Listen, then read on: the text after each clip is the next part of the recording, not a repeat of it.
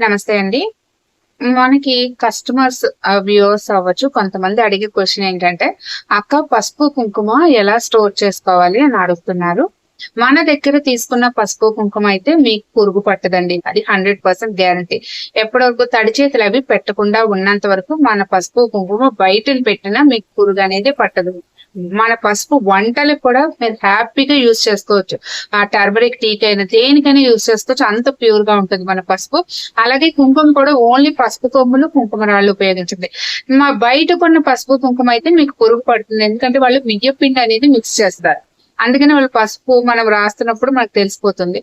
మన పసుపు, కుంకుమ అలా ఉండదు. మీరు ఏం చేస్తారంటే మన దగ్గర ఉన్న పసుపు, కుంకుమ అండి ఇది. మన దగ్గర పసుపు కుంకుమ ఎప్పుడు కూడా స్టాక్ అనేది ఉండదండి. ఎప్పటికప్పుడు మళ్ళీ రీస్టాక్ చేస్తూనే ఉంటాను. ఇప్పుడు కూడా నేను మళ్ళీ ఆడించడానికి ఇచ్చి వచ్చాను. ఎందుకంటే కొంచెం ఉంది కాబట్టి మళ్ళీ రీస్టాక్ చేస్తూ ఉంటాను. మీకు పసుపు ఒకవేళ గనక కుంకుమ గనక పురుగు పడితే ఇలా పచ్చకర్పూరం ఉంటుంది కదా, దీన్ని పౌడర్ లాగా అనేది చేసేయండి. పౌడర్ లా చేసేసి రెండిట్లో బాగా మిక్స్ చేసేయండి.